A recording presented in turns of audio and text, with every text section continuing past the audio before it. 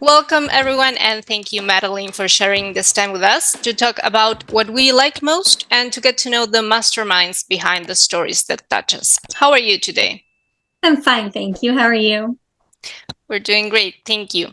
So I will tell Very well. the audience a bit about you, so they get to know you a little bit better. And Madeline Martin is a New York Times, USA Today, Publishers Weekly, and internationally best-selling author of historical fiction and historical romance, with books that have been translated into over 25 different languages. She has published numerous romantic series that add up to more than 20 titles in total. And in addition, she has written standalone novels, with The Last Bookshop in London being the first to be translated into Spanish. Thank you so much for having me here today. I really appreciate it. Viste en Europa y eso influyó en tu gusto por la literatura en la última librería de Londres, del libro que estamos conversando, sino también está incluido un poco en el resto de tus obras. So for more than a decade, you lived in Europe, and that influenced your taste for history, as far as we know. And that taste for historical events is clearly reflected in The Last Bookshop in London. Would you say that this is the rule for all of your books? Absolutely. I lived in Germany for about 12 years total. And while we lived there, we were able to travel all over Europe. And we really were able to just enjoy all the different sites, the different cultures. And that's really where I think I fell in love with history. You know, when you go on the tours and they tell you all the history behind everything and they get so excited about it, it just completely sank into my heart. And I've just really loved history and learning about it and now writing about it ever since. Yeah, and it's so different to actually live it and see it than reading it in books, like history books and so on. Absolutely. ¿Cuáles han sido los mayores desafíos a los que te has enfrentado escribiendo esta historia y con qué has disfrutado más durante el proceso de creación de este libro? What have been the biggest challenges that you have faced writing this story, and what have you enjoyed the most during the process of creating this book? So the hardest part was that I wrote this book during the pandemic. So I really do prefer to travel to do my research. I do a lot of nonfiction research reading as well, but I really enjoy getting to travel and really kind of have the whole world cemented in my mind. I have gone to London many times, although a lot of times it was in my early 20s, and admittedly bookshops weren't at the top of my list. It was a lot of pubs and a lot of drinking, but I still really had that sense of London. So having it be during the pandemic, having everybody being home, and also really The Last Bookshop in London was my first historical fiction that I had written. So that was probably the most difficult part of it. As far as the easiest part of it, it was honestly very refreshing doing something different than romance, because I had written so many romances. And I really enjoyed getting to explore so many of the different character relationships. So I didn't just have to have a man and a woman. I got to explore the relationships like with Mr. Evans and with Mrs. Weatherford and Viv. So, you know, you have these sort of parento roles, you have these best friend roles. And of course, it's also a love story. So we have a little bit of George thrown in there as well. De todos los personajes de esta novela, ya que mencionaste algunos, ¿hay alguno de ellos le guardas especial cariño?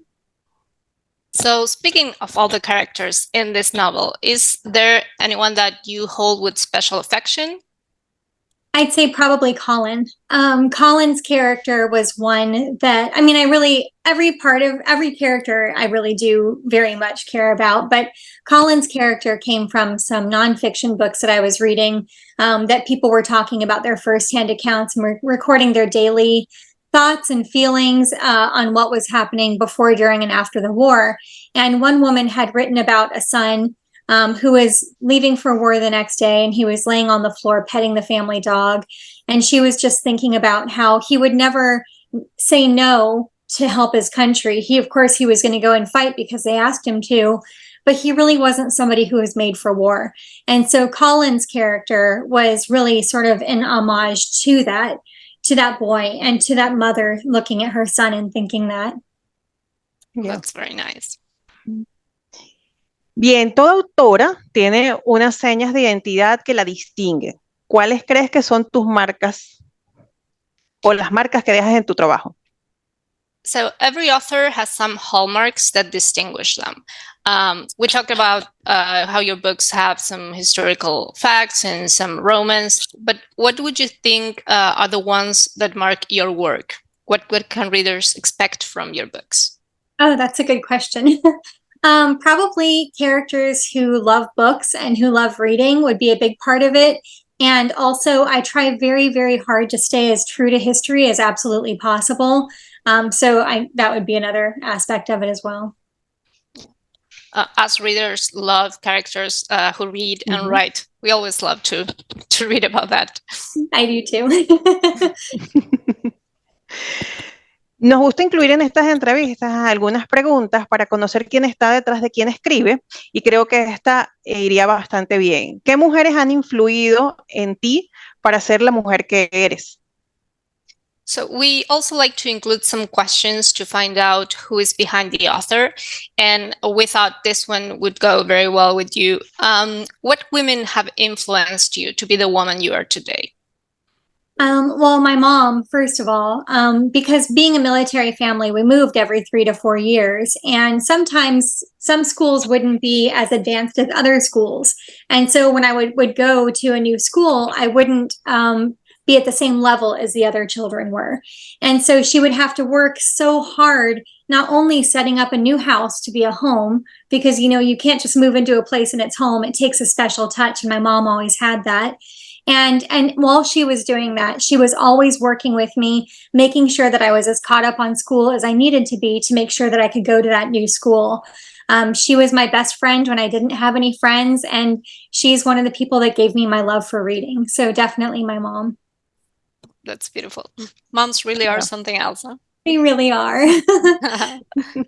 De venir de estar realizando novelas románticas, ¿qué te llevó a hacer la ficción histórica y por qué particularmente la Segunda Guerra Mundial? So having a long career writing romance, what was the thing that made you change into or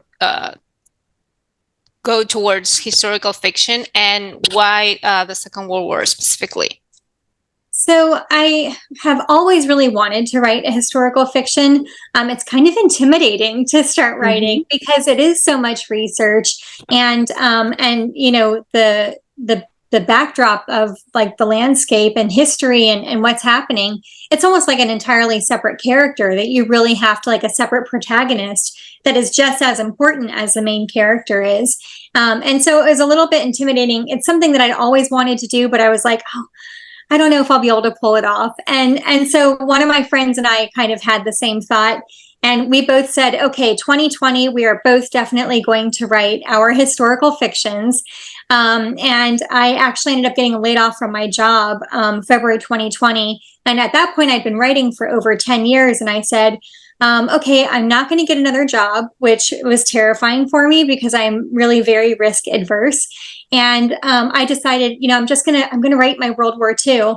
And that was the same time that I ended up getting laid off from my job. And it was February 2020. And I was thinking, okay, I'm finally going to have the house to myself. I'll be able to write this book. And then like 3 weeks later, the pandemic happened and everybody was home. So, but I still was able to finally have that time to really write the book. And I'm so sorry, I forgot the second part of the question. No, just why specifically the Second World War? But I think you mentioned that. Thank you. Yeah. The Second World War is something that has been very important to me my entire life. And I think it's because I spent so much time growing up in Germany. There really was so much education surrounding what happened during World War II to really ensure that it was prevented from ever happening again. And so I think as a result, that really has very much stuck with me. And it's a time period in history that, the people who were brave were so incredibly brave. They were risking even their children and their parents and everything in their lives, sometimes to save people that they didn't even know. And I think that's just so incredible. And I genuinely feel honored to be able to share their stories.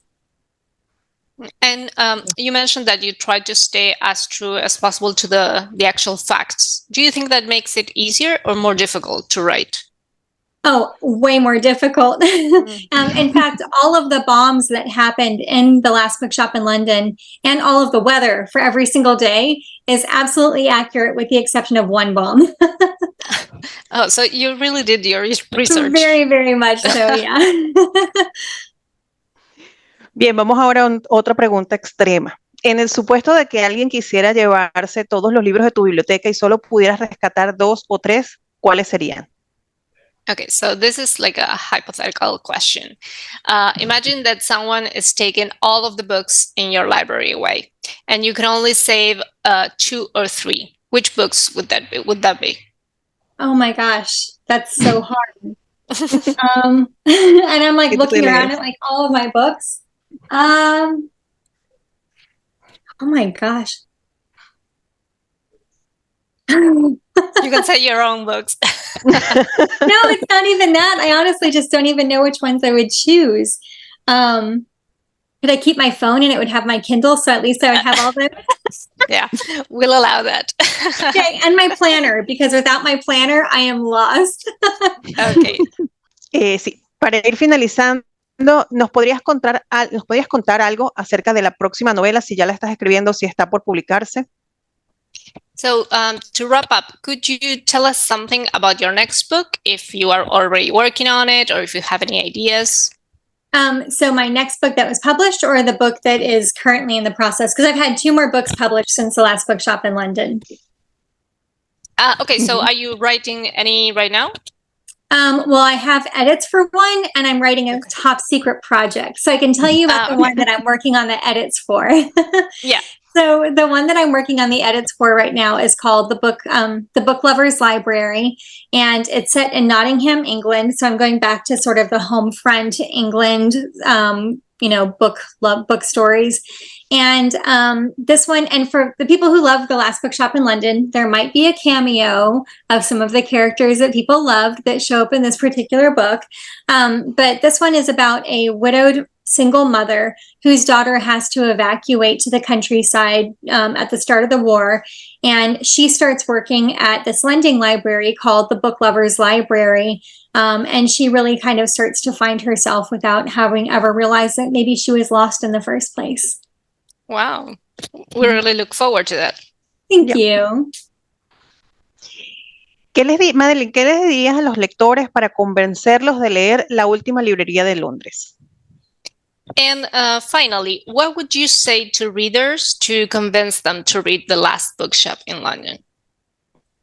Well, if you love books, then The Last Bookshop in London would be great. I think one of the things I really personally enjoyed about writing it was the fact that Grace starts off not being much of a reader, and that was entirely by design, because I want people to, as Grace is falling in love with books, remember what it feels like to have that magic of falling in love with books all over again through her eyes. So I really enjoyed writing that, and I really hope that people enjoy reading that and sharing that experience with her.